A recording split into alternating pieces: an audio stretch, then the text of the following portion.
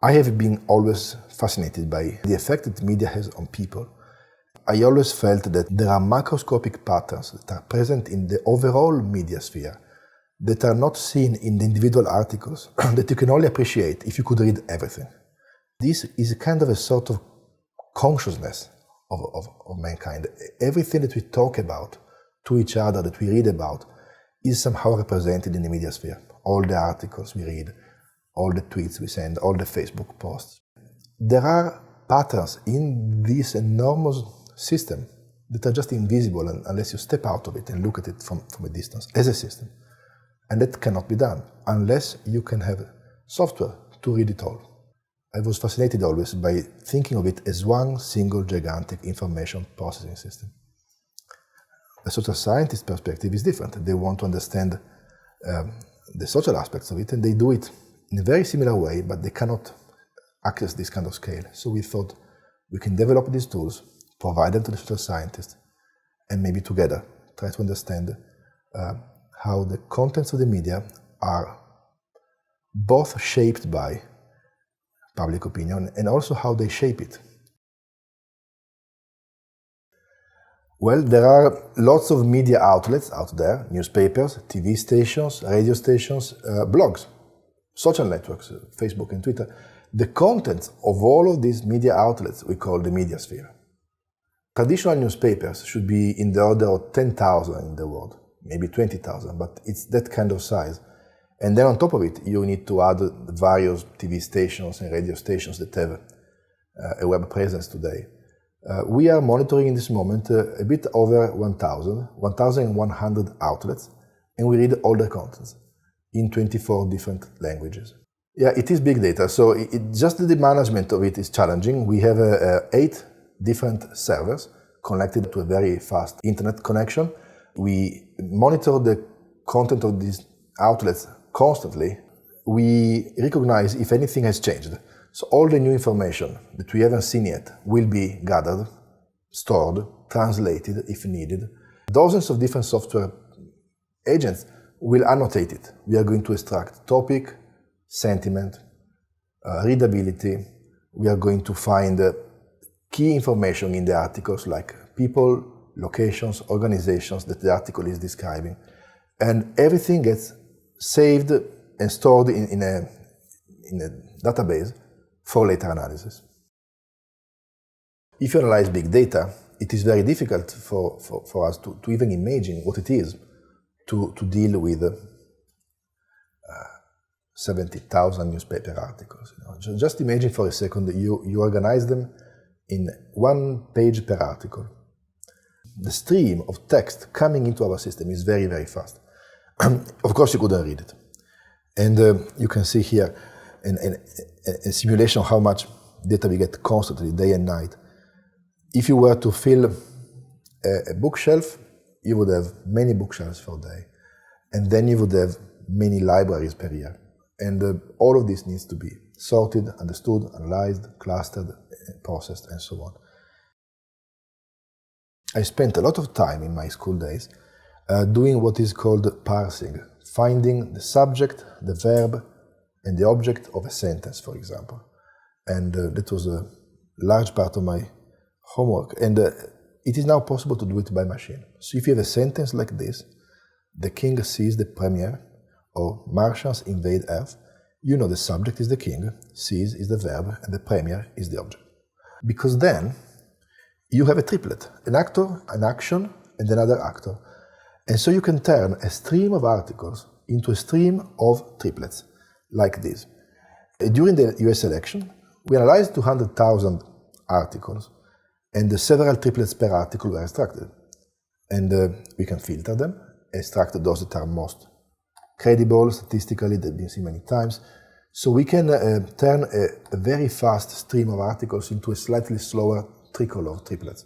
Because a triplet is like the smallest story you can tell. It's the unit in narration.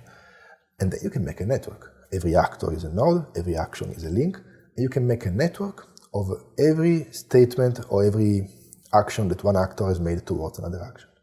And we have a list. Which actions are positive, which actions are negative. If Obama praises Romney, that's a positive. If Obama criticizes Romney, that's a negative. And we can form this network over 1 year and generate this huge, large object that we can see here, where nodes represent actors, links represent relations. The color of the links represents green if they're positive and red if they're negative. And they are directed and weighted. So there is the strength of the opposition and the strength of the support between candidates is captured by this network. And in this structure, we can find a lot of valuable information about the political relations in that country. As one example, we can extract readily this ranking of all the candidates. It just comes out naturally from a very simple network analysis, who are the key players and how they relate with each other, and the two parties come beautifully separated.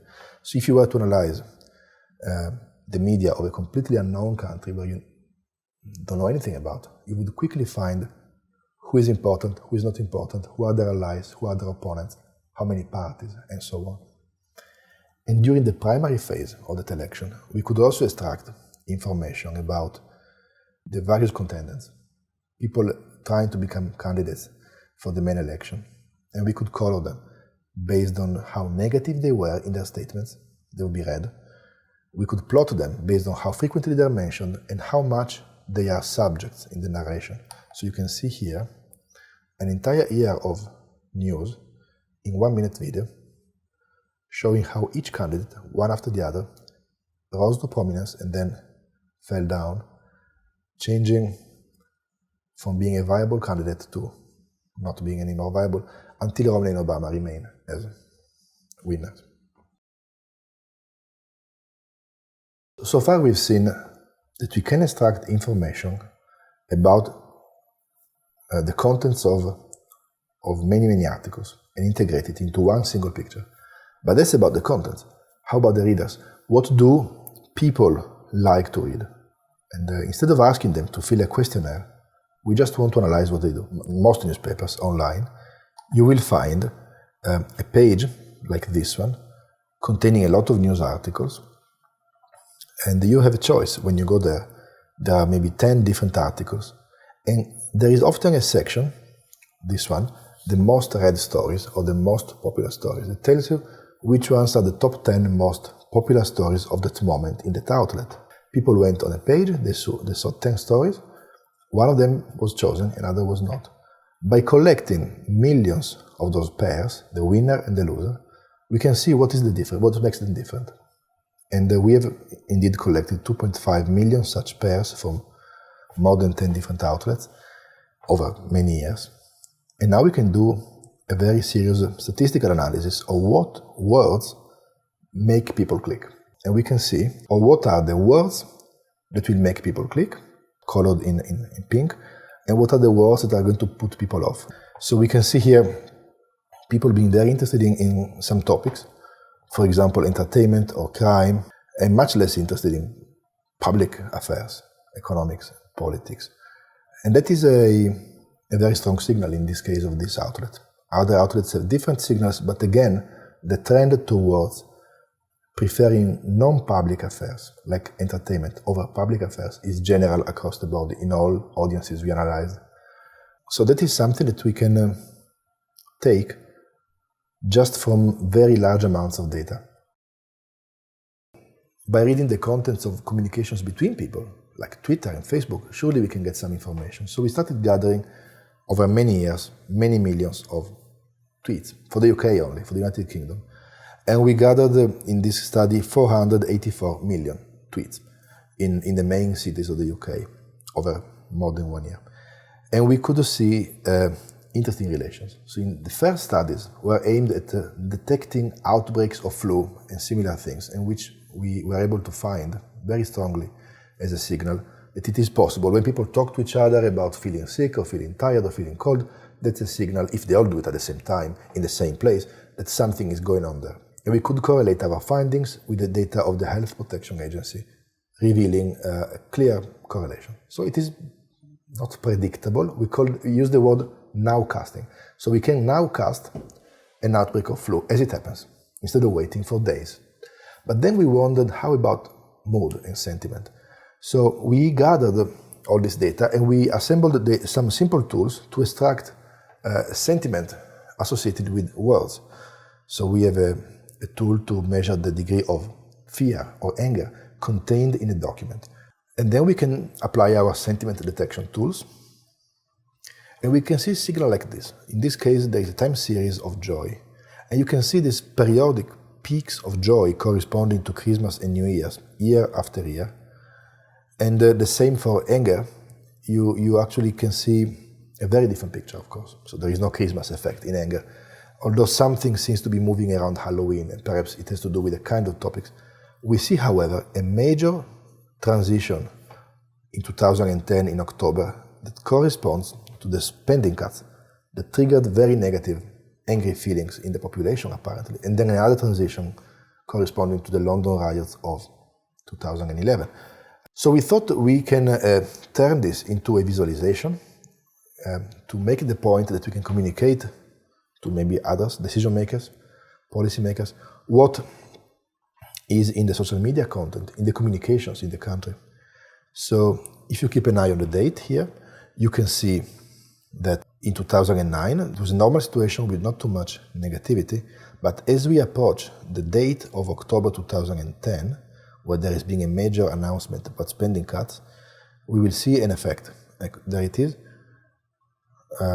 This is the effect of the announcement of the spending cuts, translated into a face expression that represents the amount of fear and anger registered in the contents of communications between people. And that continued for a while. The effect of this announcement haven't gone away yet. And then there has been a slightly more peaceful period during the royal wedding, and after that there has been another very negative time corresponding to the riots of London and the other cities in the UK. The idea is that one can, again, nowcast, not forecast. We are hoping that we can access more and more information about what's happening in society by just analyzing the communications among people, and to combine this with the contents of newspapers as well. So that's our next step. There is a theory called the cultivation theory. The idea that the contents of media shape public opinion and public perceptions. And in order to establish this, one needs to analyze the contents of media and the public. And that's just an example of the kind of works media analysts do. They study public opinion, they study media content, they find the connections between the two. And if you really want to work towards a computational social science, then you really should automate both. And we can demonstrate that we can really access media content accurately. But we were interested in accessing public opinion without opinion polls. And we believe that social media could be part of the answer. Of course, there are other ways. There are blogs, there are many other things. Social media could contain part of the answer, understanding what people are talking and thinking about and how and what they're feeling on a very large level, as a population level, not individually, by analyzing topic and mood in social media. And that can close the loop and provide